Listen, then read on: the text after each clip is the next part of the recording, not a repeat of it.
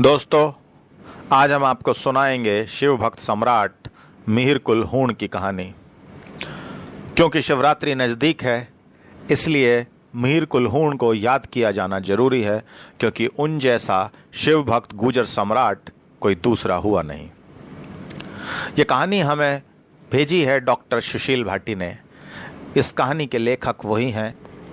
सुशील भाटी लिखते हैं, 5वीं शताब्दी के मध्य में 450 ईस्वी के लगभग हूण गांधार इलाके के शासक थे, जब उन्होंने वहां से सारे सिंधु घाटी प्रदेश को जीत लिया।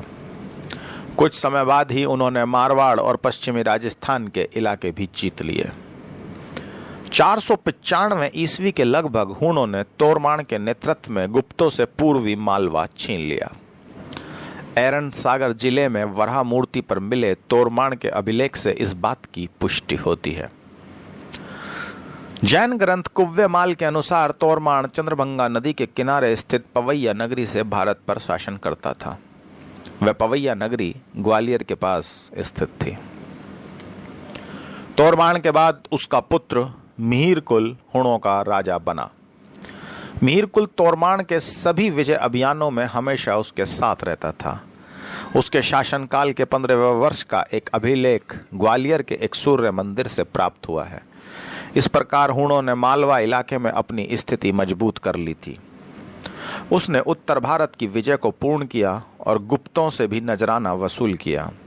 मिहिरकुल ने पंजाब स्थित सयालकोट को अपनी राजधानी बनाया और मिहिरकुल हूण एक कट्टर शैव था। उसने अपने शासनकाल में हजारों शिव मंदिर बनवाए। मंदसौर अभिलेख के अनुसार यशोधर्मन से युद्ध होने से पूर्व उसने भगवान स्थाणु यानी शिव के अलावा किसी अन्य के सामने अपना सर नहीं झुकाया था। मिहिरकुल ने ग्वालियर अभिलेख में भी अपने को शिव भक्त कहा है। मिहिरकुल के सिक्कों पर भी जयतु वृष लिखा है, जिसका अर्थ है जय नंदी। वृष शिव की सवारी है, जिसका मिथकीय नाम नंदी है। कॉस्मोस इंदी कपलेस्तेस नामक एक यूनानी ने मिहिरकुल की भारत यात्रा का वर्णन अपनी क्रिश्चियन ट्रोपोग्राफी नामक ग्रंथ में किया है। उनके अनुसार हूण भारत के उत्तरी पहाड़ी इलाकों में रहते थे, जिनका राजा मिहिरकुल एक विशाल घुड़सवार सेना और कम से कम 2000 हाथियों के साथ चलता था। वह भारत का स्वामी था। मिहिरकुल के लगभग 100 वर्ष बाद चीनी बौद्ध तीर्थयात्री हैनसांग 629 ईस्वी में भारत आया। वह अपने ग्रंथ सियुकी में लिखता है कि सैकड़ों वर्ष पहले मिहिरकुल नाम का राजा हुआ करता था, जो सियालकोट से भारत पर राज करता था, और वह नैसर्गिक रूप से प्रतिभाशाली और बहादुर था। गांधार क्षेत्र में मिहिरकुल के भाई के विद्रोह के कारण उत्तर भारत का साम्राज्य उसके हाथ से निकलकर उसके विद्रोही भाई के हाथ में चला गया, किंतु वह शीघ्र ही कश्मीर का राजा बन बैठा। कल्लण ने 12वीं शताब्दी में राजतरंगिणी नामक ग्रंथ में कश्मीर का इतिहास लिखा है। उसने मिहिरकुल को एक शक्तिशाली विजेता के रूप में चित्रण किया। वह कहता है कि मिहिरकुल काल का दूसरा नाम था। वह पहाड़ से गिरते हुए हाथी के चिंगाड़ से आनंदित होता था। उसके अनुसार मिहिरकुल ने हिमालय से लेकर लंका तक के इलाके जीत लिए थे।